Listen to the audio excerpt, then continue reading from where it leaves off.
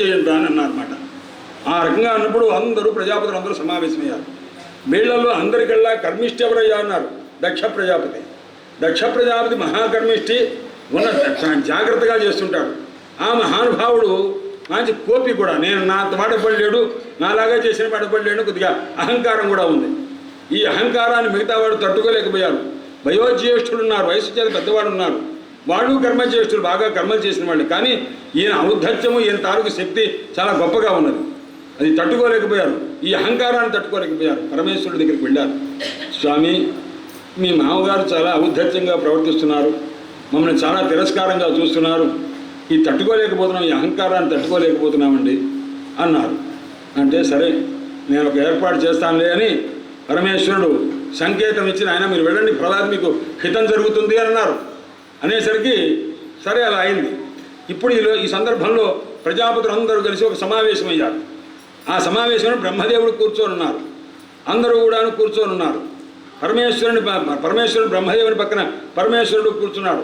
ఎందుకంటే ఇంటర్నుడు పెద్దవాడు, ఆయన పరమేశ్వరుడి మీద ఆయనకు ఉన్నటువంటి గౌరవం వేరే. ఇలా ఉంటుండగా కొద్దిగా ఆలస్యంగా అనుష్ఠానం చేసిన దక్ష ప్రజాపతి వచ్చాడు. దక్ష ప్రజాపతి వచ్చేసరికి వెంటనే అందరూ లేచి నిల్చున్నారు. ఎందుకంటే ఆ తేజస్సును చూసి అందరూ లేచి నిల్చున్నారు అప్రయత్నంగా. బ్రహ్మదేవుడు లేచి నిల్చున్నారు. ఎందుకంటే బ్రహ్మదేవుడు ఆ దక్ష ప్రజాపతి తండ్రి గారేగా, అందుకోసం లేవల. అల్లుడు గారు కూడా లేవలేదు. ఎందుకు లేవలేదంటే బ్రహ్మదేవునికి కూడా ఆయన తండ్రి వంటి వాడు కాబట్టి ఆయన లేవలేదు. అందుకోసం ఆయన కూర్చున్నారన్నమాట.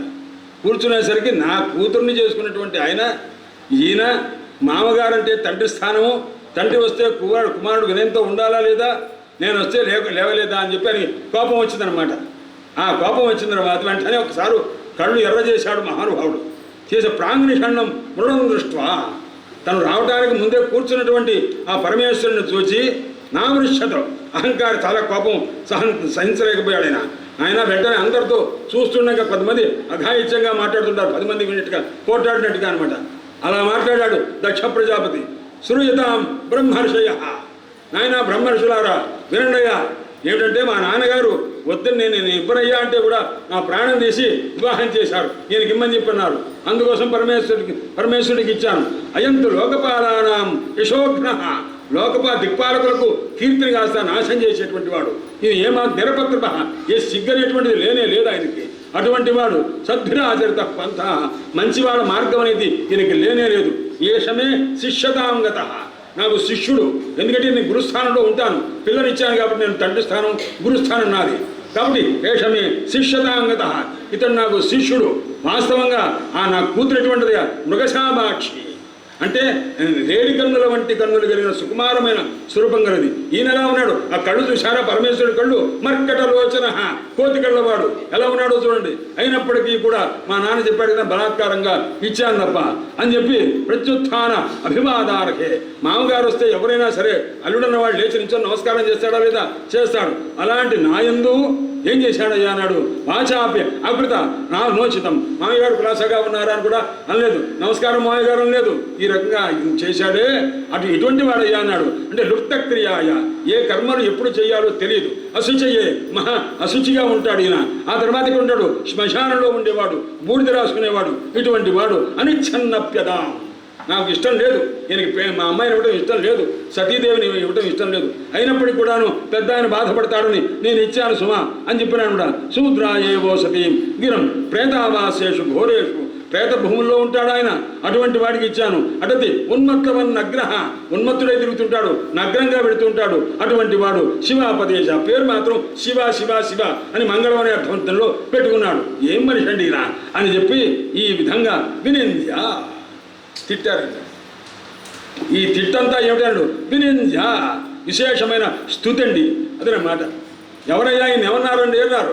ఆయన లుప్తక్రియాయ, ఈయన ఏ పని స్నాన సంధ్యావందనాలు చేయరండి అన్నారు.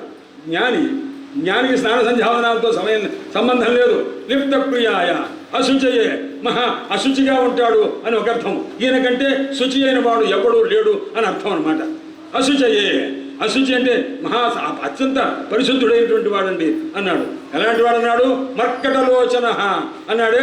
మరి అదేమిటండి అన్నాడు, మర్కటం లాంటి ఏ జీవులు, చంచలమైన స్వభావం గల జీవులు ఉన్నారో వాళ్ళ పట్ల దయ కలిగి అనుగ్రహించి భక్తిని అనుగ్రహించేవాడు కాబట్టి ఆయన మర్కటలోచన అన్నారన్నమాట.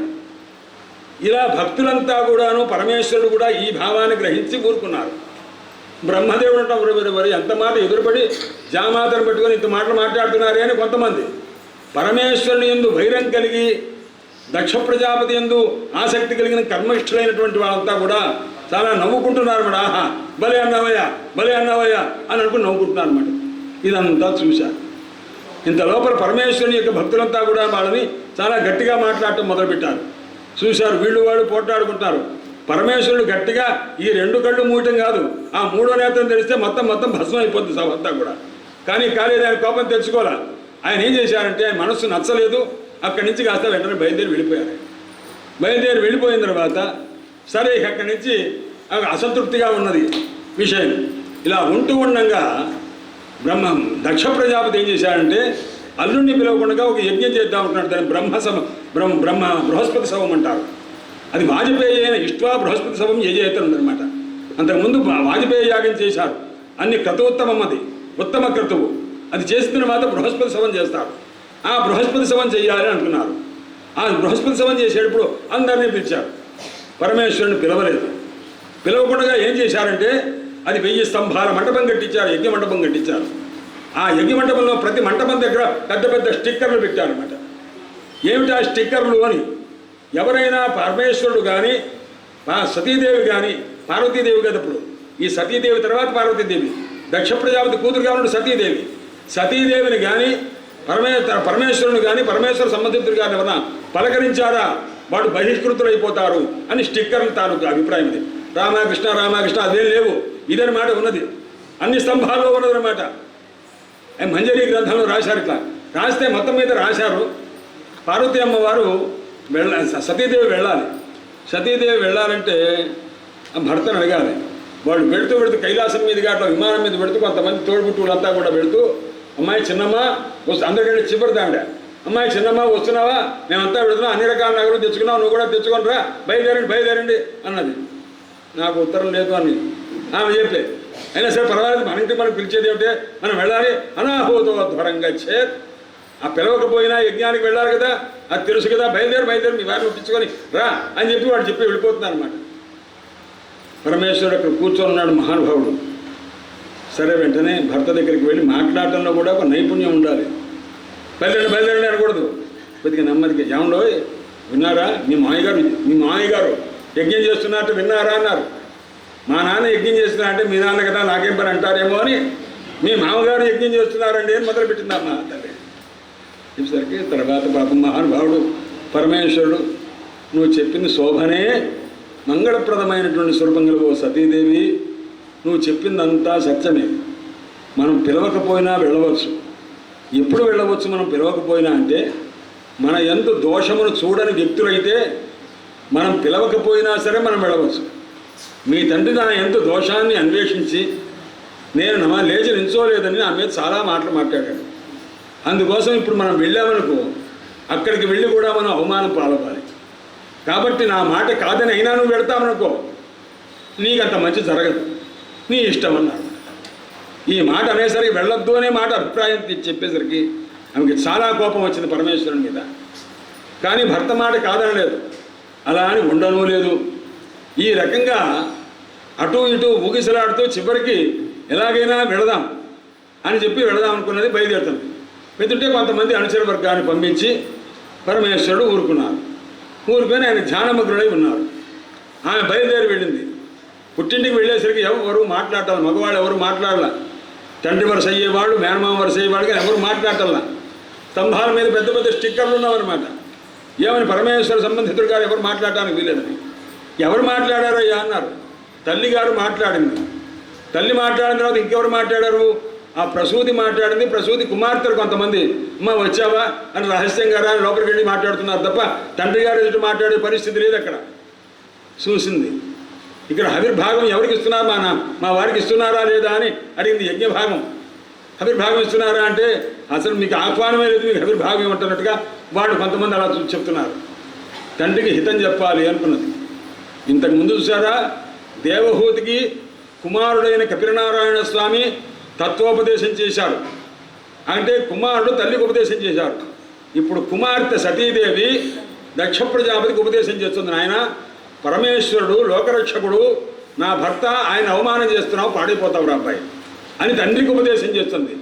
తల్లి కూతురు తండ్రికి ఉపదేశం చేస్తుంది. ఇంతకుముందు కొడుకు తల్లికి ఉపదేశం చేశాడు. ఇప్పుడు ఆ మహానుభావుడు కనిపించాడు దక్ష ప్రజాపతి. ఎంత పని చేస్తున్నావు, నువ్వు ఈ రకంగా చెయ్యకూడదు, నా భర్త అగ్రపూజ్య ఉన్నది, అటువంటి మహానుభావును నువ్వు తిరస్కారం చేస్తున్నావే, ఇది నీకు హితం కాదు. నాకు కూడా చాలా బాధగా ఉన్నది. నీ వల్ల సంక్రమించిన ఈ దేహాన్ని నేను పొంది మళ్ళా నా భర్త దగ్గరికి వెళితే నన్ను అప్పుడప్పుడు ఏదైనా కొద్దిగా కోపంగా నేను ఉన్నప్పుడు దాక్షాయణి అంటారు. అంటే దక్ష ప్రజాపతి కూతురైనటువంటి ఓ సతీ అని పిలిచినట్టు అవుతుంది. ఆ మాట విన్నప్పుడు నీ పేరు వస్తుందే, నా భర్తకి అవమానం చేసినటువంటి నీ యొక్క పేరు, నేను నీ పేరుతో కూడుకున్న నన్ను పిలుపుందే, ఆ పిలుపు నాకు నచ్చదు, కాబట్టి నువ్వు చేసింది నాకు బాగా లేదు అని చెప్పి నీ వల్ల కలిగిన ఈ జన్మ వల్ల కలిగిన ఈ శరీరం నాకు అవసరం లేదునా మహాతల్లి కాస్త యోగాగ్ని చేత శరీరాన్ని కాస్త దగ్ధం చేసుకుంది. దగ్ధం చేసుకునేసరికి అది ఆత్మహత్య కాదు, యోగం చేత దగ్ధమైనటువంటి యోగాగ్ని చేత దగ్ధమైంది కాబట్టి అది ఆత్మహత్య కాదు. లౌకికాగ్ని చేత దగ్ధమైతే అది ఆత్మహత్య. అది తాను సంకల్పించింది. ఎందుకంటే కిం విషం అన్నారు. విషం అంటే ఏమిటి అన్నాడు. భర్తృనిందా విషం. తన భర్తను నిందిస్తుంటే అది విన్నదనుకోండి, ఆ ఆడది విషం తాగినట్టే, ఆ విషం తాగితే చనిపోయినట్టే, బతికున్నా సరే చనిపోయిన దాని కింద లెక్క అనమాట. భర్త యొక్క నింద వినకూడదు, శిష్యుడన్నవాడు గురు నింద వినకూడదు.